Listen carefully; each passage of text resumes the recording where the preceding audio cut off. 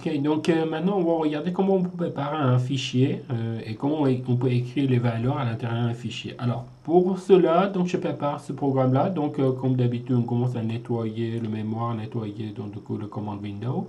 Par la suite, j'ai donné les valeurs, par exemple a égale 10, donc valeur entière, puis voilà, exponentielle 1, voilà, et puis d égale 1000,35. Et j'ai présenté un variable e sous la forme d'un string entre guillemets, un caractère, et f égale pi. Voilà. Donc maintenant, l'idée, c'est comment on peut écrire en fait les fichiers à l'intérieur, les informations à l'intérieur du fichier. Alors pour cela, on va préparer un variable, on dit par exemple file ID, hein, d'accord. Normalement, si l'écriture ça se passe correctement, vous aurez 0. Si ça se passe pas correctement, ce sera 1. Et donc, du coup, on sait s'il y a un problème ou pas. On peut afficher cette valeur-là ou pas. Bon, de toute façon, par la suite, on fait f open.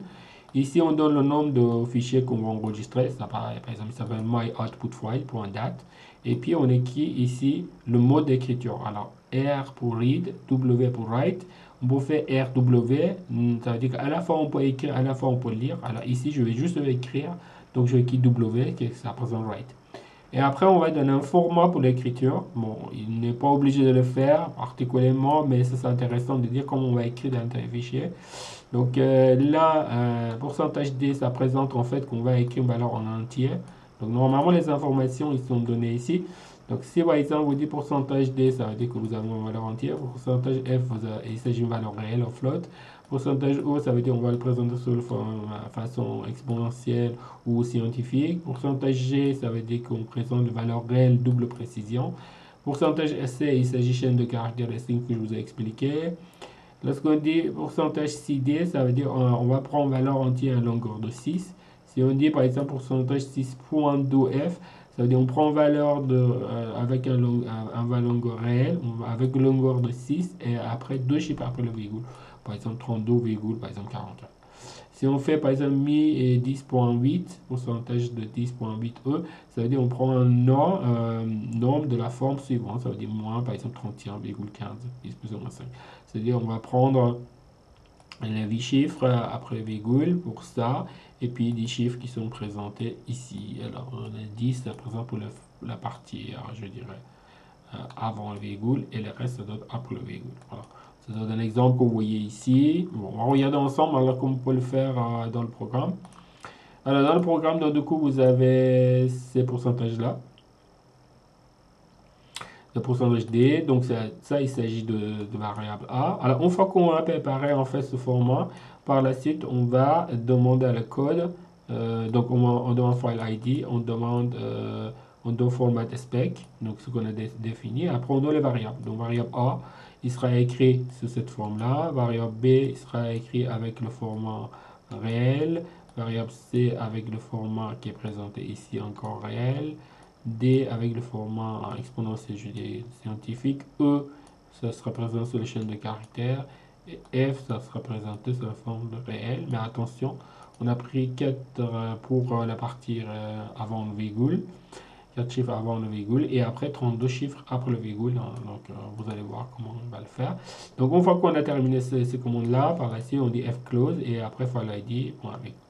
Alors lorsque je mets point virgule, il n'y a rien qui va sortir bien évidemment dans le programme.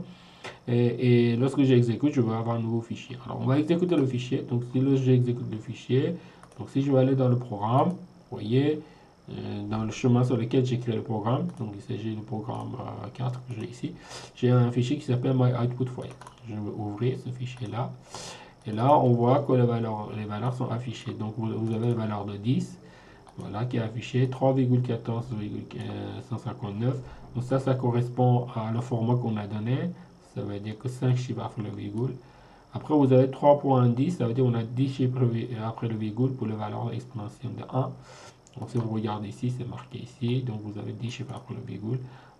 Ici, vous avez la présentation scientifique, par exemple pour le variable qui est ici, par exemple pour 1035. Et vous voyez que lorsqu'on la présente sur cette façon-là, donc 35, donc il est un peu arrondi, donc là c'est 4, d'accord. Donc ici vous avez le pi sur la forme de chaîne de caractères, et ici vous avez la valeur de phi avec 32 chiffres après le virgule, ce qu'on a demandé ici dans le programme. Donc ici on écrit sur la forme de chaîne de caractères, Ici, on a demandé à écrire le pi avec 32 chiffres après le virgule et le MATLAB, il nous a fait. D'accord? Donc ça, c'est le calcul. Alors, on va tester à nouveau. Donc moi, ce que je vais faire, je vais supprimer le fichier à nouveau et puis après, j'exécute le programme. So, lorsque j'exécute le programme, donc je vais avoir un nouveau fichier qui est généré ici et je peux ouvrir un nouveau fichier et puis les informations affichées à l'intérieur. Donc d'autres choses qu'il faut savoir, vous avez un test/n qui est là, qui nous permet de, une fois qu'on a écrit, on va aller sur la ligne suivante. Si par exemple vous souhaitez écrire d'autres choses sur ce code-là, vous avez la possibilité de le faire avec ce format que vous avez préparé. Alors si je fais ça par exemple, je fais paste à nouveau, je vais écrire cette fois-ci juste la valeur de A, et puis B. Alors, par contre, il faut que je change le format, mais donc je peux utiliser un autre format par exemple. Alors peut-être que je ne vais pas le faire, donc tout simplement je vais changer uniquement la place. Je quitte B d'abord ici et après je quitte A après. Et après j'exécute. Donc si je le fais, je vais le fichier, donc je peux avoir deux lignes. Dans la première ligne, on a écrit tous les paramètres A, B, C, D, E. Et dans la deuxième ligne, j'ai déplacé le A à la place de B. Donc là, 2,7 est écrit ici. Alors, pardon. 3,14 a été écrit ici à la place. Et 10, il est écrit à l'autre côté. Par contre, le format, je n'ai pas changé. Donc, du coup, là, ça présentait avec ce format-là ici. Et là, avec le format par ici. D'accord. Alors là, on a demandé de présenter sous forme entière, mais le compilateur par défaut, il a changé. Donc lorsque je dis B, il est égal à une valeur de pi. Et là, je demandais qu'il présente une valeur entière. Donc du coup, il a présenté, il a appris un compilateur automatiquement, il a présenté sous cette forme-là. Et la valeur de 10 qui était valeur entière, d'accord, qui était ici. Donc ici, ce sera présenté avec le format qui est là, ici. Donc ça veut dire qu'on a 5 chiffres après le virgule. Donc on le voit qui est affiché ici, 5 chiffres après le virgule. Donc vous voyez donc les modifications faites. Alors supposons que j'aimerais bien un peu améliorer cette présentation ici, d'accord. Et j'aimerais bien avoir 35 ici qui est un peu parti, donc il est un peu arrondi. Donc je vais prendre celui-là à nouveau. Alors normalement ce que je peux faire, je vais aller sur ce format. Là je dis à la place de 4 chiffres, je vais utiliser 5 chiffres. Et si je l'exécute à nouveau, je vais avoir mon fichier. Donc je vais, voilà. Et là, lorsque je fais ça, donc vous voyez que vous avez 5 chiffres après la virgule, donc on a les informations. Vous voyez comment MATLAB il gère en fait les paramètres. Si on dit qu'on va avoir moins de, par exemple, précision, on va avoir 16, 6 chiffres après la virgule, je clique 16 et je demande, et donc lorsque je regarde le fichier à nouveau, maintenant à la place de 32, vous avez 16 chiffres après la virgule, ce qui est affiché sur les deux lignes. Voilà. Globalement, ça montre comment vous pouvez écrire dans le fichier. Et ici, je montrer un exemple. Voilà. Alors, moi, je vais supprimer cette ligne-là. Du coup, j'exécute à nouveau. Donc, du coup, je vais avoir juste une seule ligne dans le programme. Si vous voyez là, donc c'est présenté comme ça.